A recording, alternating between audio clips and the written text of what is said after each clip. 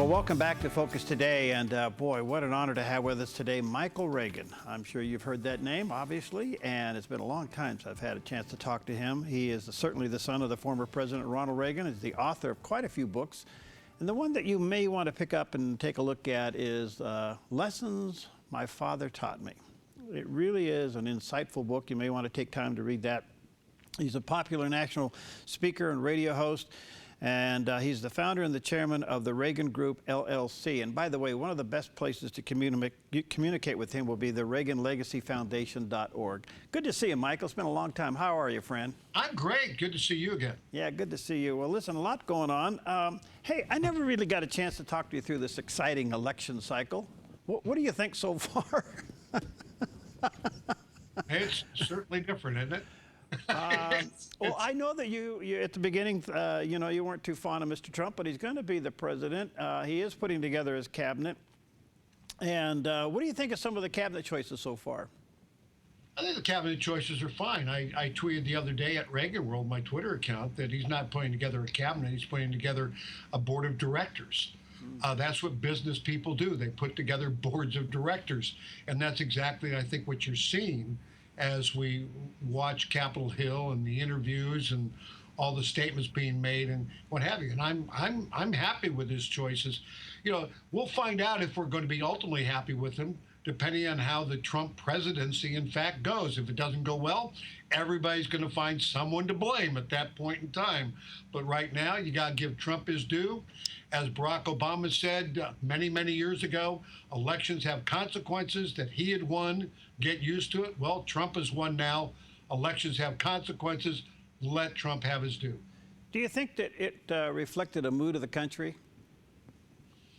Well, I think he touched a nerve of the mood of the country. I don't think the Democrats did. I don't think Hillary Clinton did. But he was able to do that and communicate with them over the heads of the media that was in fact out there. You know, my father had to find a way to get over the heads of them in his time back in the 1980s, and certainly you have Trump did the same thing. I think of him, you know, they talk about my dad being the great communicator.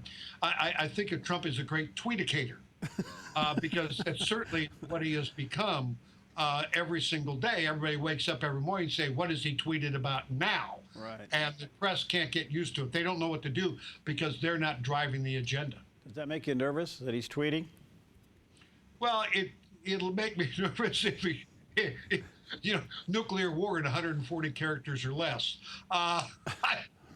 Let's see how that works when he gets sworn in on Friday. We'll see how it works out.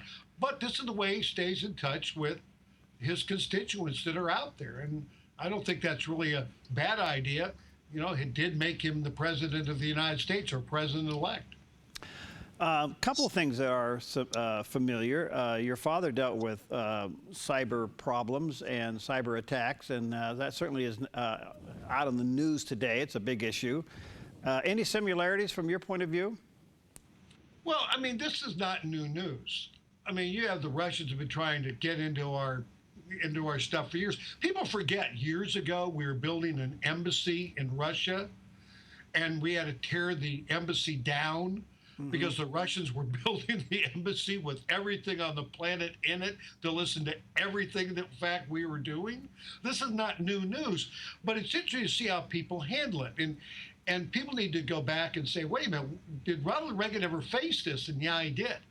Back in the Carter administration, you had the Russians with their spies of the time. They didn't have what we have today. Right. We're looking to get information about our natural gas pipeline. Right. Because we had a natural gas pipeline that was second to none.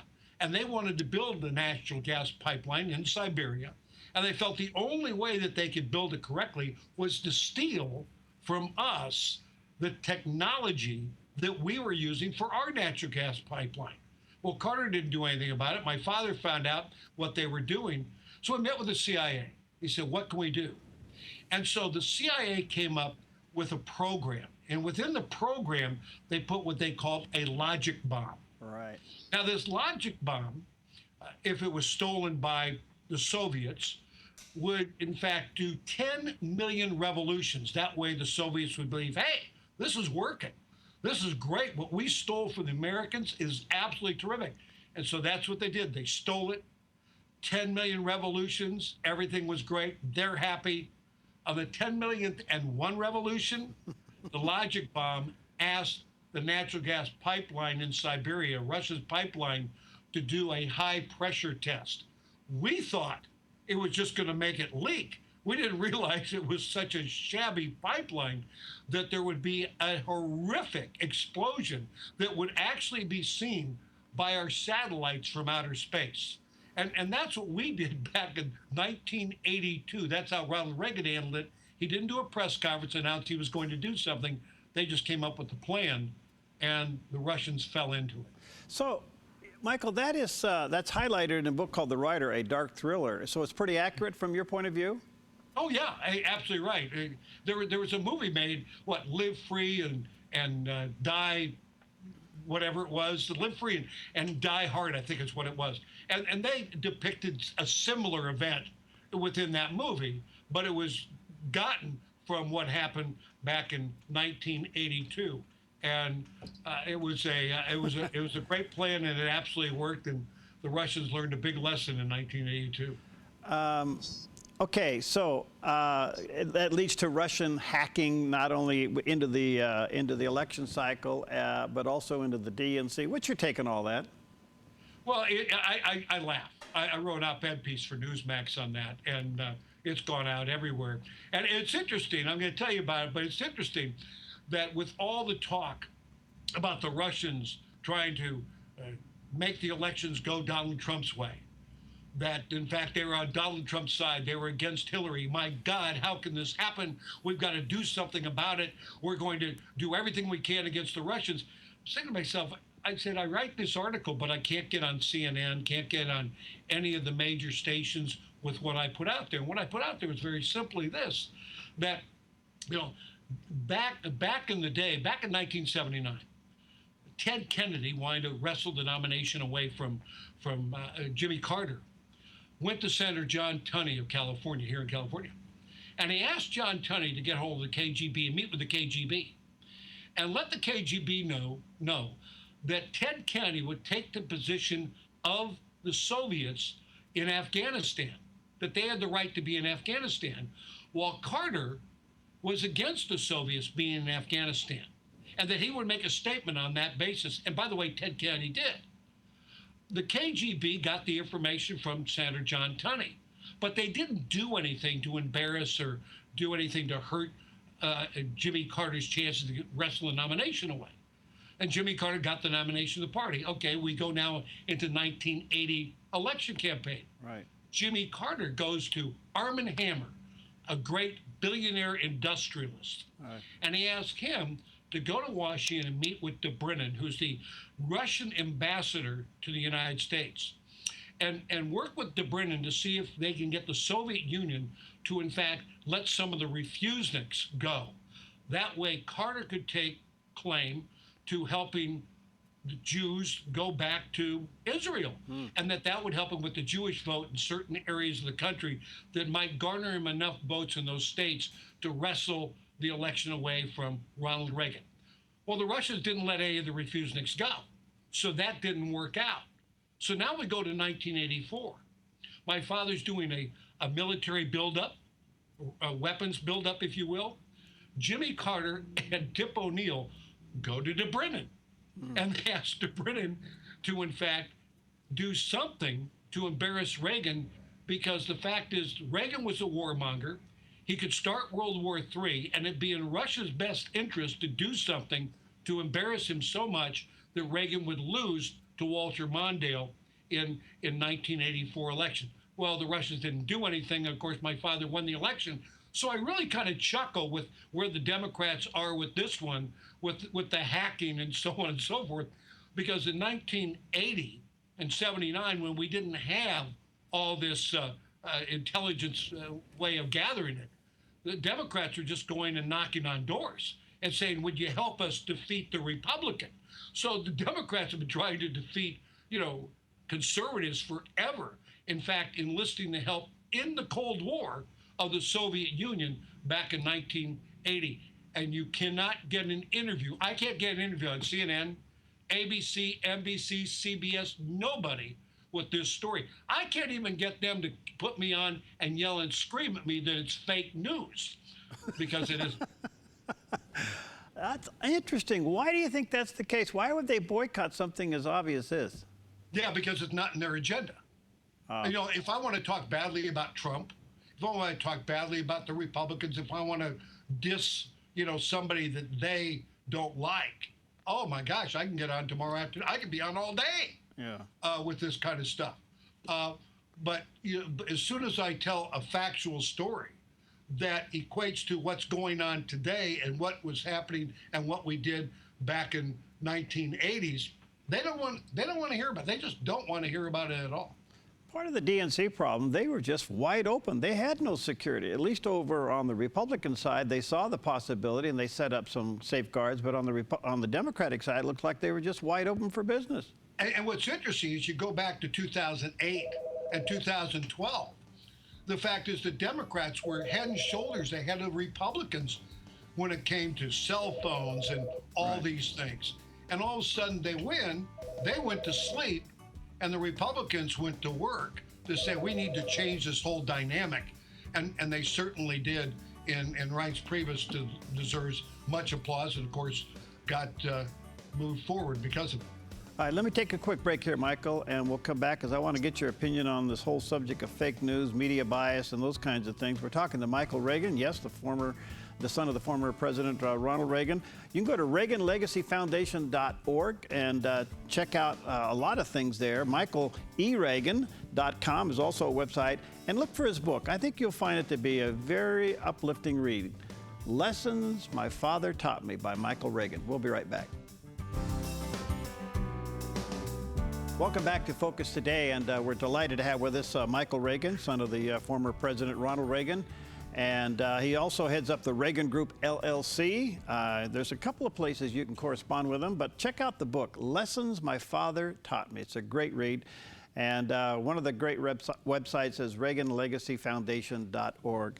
Michael, this whole subject of fake news, what an unbelievable thing. And then this past week when President-elect Trump came out and really called the media on it, it's unlike anything we've ever seen before. I would have to assume there were times that your dad would like to take the media on, but he was pretty polite.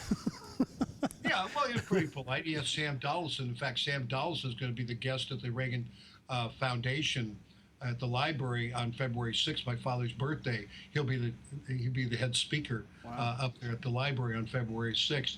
But that's the way my dad handled it, with humor. Yeah. That's what he did, and Trump has his way of doing it. And so why people like Donald Trump is he says what all of us are thinking. Mm-hmm. And that's exactly what he does. All of us would love to say those things to the press, every single one of us. And so he actually says those things to the press, and he gets applause from us because he says what we are in fact all thinking. And the press is beside itself, doesn't know what to do, because this is all new and different to them. If I could interject one thing also, you talk about my father. Mm-hmm. This month is Jane Wyman month on Turner Classic Movies in celebration of my mother's 100th birthday, which would have been on January 5th. Wow. So they're celebrating that with all my mother's movies. So go to Turner Classic Movies. You can see my mother, because I had a great mom, too. Oh, that's great. Let me just put a little thought in here. I was a young reporter for KCRA Radio, TV, and radio in Sacramento when your dad was governor. Mm-hmm. And the first interview I got with your father is when he was sitting in the barber chair at the Capitol Barbershop across from the Capitol, and he was getting a haircut and a shoe shine at the same time, and he was so polite and gave me the interview. Oh yeah, well, but that's exactly who he was. Yeah. And so he missed that when he became president. I remember sitting down having lunch with him early on in his presidency here in Los Angeles, and we had lunch, and I asked him, I said, "What? Is there anything you really miss now that you're president of the United States?" He said, "Yeah." He says, "You're going to get up from that chair and turn around and walk out that door, and you're going to go across the hall and push a button on an elevator button. You're going to go down to the first floor, and you're going to be able to walk out on Wilshire Boulevard, and you can window shop all day long on Wilshire Boulevard. Nobody's going to bother you. He says, I can't do that anymore. Yeah. And you think about that. A lot of people don't know what, in fact, you give up. And he was wrong to an extent, because I also had Secret Service, so it's hard for me to go anywhere without Secret Service too. But a lot of people don't know what families and presidents really give up in order to be in that position. Yeah, it's an incredible sacrifice for the love of country, and to you and your family and your father and everybody, thank you for your service. It's just unbelievable. It's like the children are carried along. We're kind of like, I guess we're here for the ride, and whatever's going to happen. We take the slings and the arrows and so on and so forth. But it's you look back, and this is why I wrote the book. Lesson My Father Taught Me is everybody knows my father, knew my father as a politician, governor of California, president of the United States. I wanted to write the book, from a standpoint of here he was as a father. This is before politics.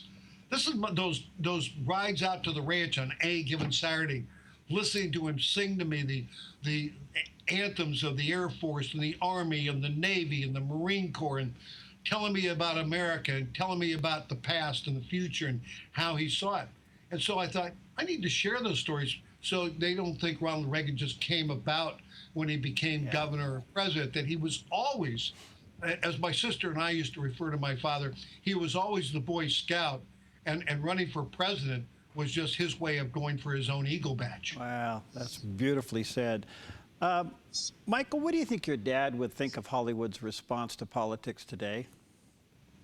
I don't think he would be that surprised. Remember, this is a guy who, had to carry a gun when the communists were coming into Hollywood back in the 1930s and 40s. I don't think he'd be very surprised by them, but he would be hurt at the level that it's gone. Right. I mean, you look at the fact that you have a group called the FOAs, Friends of Abe. Mm-hmm. They are conservatives in Hollywood. It started with 2 guys. It's now up to a couple of thousand. And they're conservatives. And going to their meetings is like going to an AA meeting.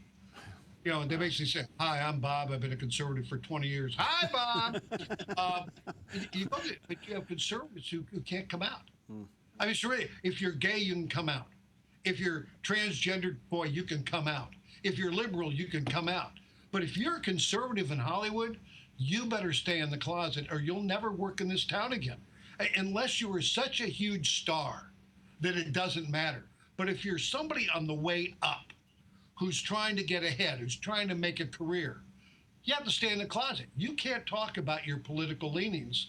You're not going to see a conservative hosting the Golden Globes. Yeah. You're not going to see a conservative hosting the Academy Awards. But you're going to see liberals doing it and what have you. And that's what's sad. It used to be in the day, even though communists are coming and all that, everybody still had a voice. You may not have liked it, but today you can't have a conservative voice in Hollywood and think you're going to be able to work tomorrow afternoon, because it's not going to happen. Yeah, that's well said. What do you think your dad would say as advice to incoming President Trump? Don't forget who you are. Just don't forget who you are. Know what you believe and know why you believe it. And I think Trump does. I think Trump knows exactly what he believes and why he believes it, and that's what we see in a Donald Trump. He's not written on a cue card. It's what he actually believes, and stay true to himself, because you need to do that to gain the respect of the rest of the world. You need to be true to yourself and know who you are and know what you believe, because when you meet with the other areas, meet with the other leaders of the world, you're going to be tested, and you need to stand solid on your principles. And if you don't, you're going to lose the battle of ideas and everything else to that, those meetings that take place all over the world. I think we all remember your father when he met with Gorbachev, and then, of course, he went to the Berlin Wall and tear it down. He did all those wonderful things, but he did show that tenacity you just spoke about. You know, knew who you are, stand your ground, believe in what you believe. I don't know if it's a criticism, or I wouldn't say criticism. I don't know if it's a compliment, but a lot of people are saying that Trump is like your dad in that area. Do you agree? Well, I think, yeah, but in today's day and age. Yeah. Not he couldn't have gotten away in the 80s what he got away with today. Right. But Ronald Reagan today may not even get the nomination. Yeah. And John F. Kennedy might not even get the nomination. Ronald Reagan would be seen as too liberal for the Republican Party. Ted Kennedy, I mean not Ted, but John F. Kennedy, too conservative for the Democrat Party. Because you have much more media today. You have all these outlets, you have talk radio and everything else, and you're held accountable for anything you've ever done in your entire lifetime. Right. My father looked at people as a whole, and he said he had that 80-20 rule. In many quarters today, it's no 80-20. You got to be 100% in my corner, or nothing at all. And so, it's a different era. It's a different time, right. If you will. And I think the 80s were great. And it was a great time. I hope that Donald Trump does the same thing now in the 21st century that my father did in that century. But I want him to be Donald Trump. I don't want him to be another Ronald Reagan. I get not upset, but I get concerned when let's make America great again. That was my father's campaign message. The other day he said, with me, it's going to be Morning America. Well, whose message was that? That was my father. You need to come up with your own messaging. Very well said. And your own quotes, so that in the future people are quoting Donald Trump on what he said and what he established, not taking from Ronald Reagan, but taking from yourself. You've been through a lot of election cycles, and even at the highest level. Have you ever seen one run as poorly as the Democrats did with Hillary? No, that was so terrible. It really was. Donald Trump did it right. I remember the last month of October in 1980. My sister was out, I was out, my father, of course, was out. But I was in 19 states and took 66 airplane rides in that month. Wow. My sister was doing the same thing. Donald Trump won because he outworked her. That's exactly why he won. He outmessaged her, but he outworked her. And it was a terrible campaign because she believed that it was a campaign where she was going to win because she should, because she was Hillary Clinton, because she was a woman. All the wrong messaging to the American people. That's not what they weren't concerned with. That they were concerned about jobs. And it was a terrible campaign that was in fact run. My wife and I were celebrating our 41st wedding anniversary. We were actually in New York during the election. Our anniversary was on the 7th of November, so we went back. And then, of course, on the 8th, I was doing media on the 8th. And I remember that evening, that night, if you will, tweeting out at Reagan World. I tweeted out, I think about 11 o'clock at night, I tweeted this one. I said, "It is so quiet at the Clinton headquarters, you can actually hear someone delete an email." and it was absolutely true. It was just, they were like stunned, wow. Because wow. They thought they deserved it. They didn't earn it. They thought they deserved it. You can't run a campaign believing you deserve to win because of who you are. You got to earn it. And she didn't go out and earn it. Wow. Michael, you're a delight. Before I let you go, what's up for you? What are you doing? What's ahead for you? Reagan Legacy Foundation. I got so many things going on. You know, this last year we opened a Reagan Conference Center at St. Mary Glees, Normandy, first town freed by America on D-Day. Wow. On the 70th anniversary of D-Day, we did a film and opened up a Reagan exhibit at Normandy. We have an exhibit at Checkpoint Charlie Museum in Berlin. We put a plaque in the ground at the Brandenburg Gate. By the way, this June will be the 30th anniversary of my father's speech at the Brandenburg Gate. Wow. We now have a plaque there commemorating that we put in a couple of years ago. We worked with the Poles to do a statue of my father and Pope John Paul in Gdansk, Poland. Wow. We have now a brick program. When you go on board, if you know anybody or if you know anyone who served in the Second World War in the European theater, we're doing a brick program where you can buy a brick and have a brick commemorating their service put at St. Mary Glees, Normandy. Wow. Brick in all of their area there at St. Mary Glees.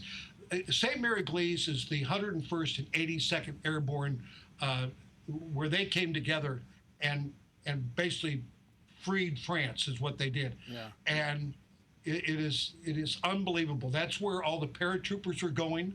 If you ever saw the movie, Longest Day or any one of those places, the grave sites at Normandy there today used to all be at St. Mary Glees. There was 15,000 of them. Wow. Wow. So these are the things that I'm doing. I would love people, if you really celebrate and you really want to honor a member of your family, a grandfather, somebody else that you knew served in the European theater in the Second World War, was there on D-Day, whatever, in Europe, in France, go at ReaganLegacyFoundation.org. You can buy a brick. You'll get a commemorative copy of that brick.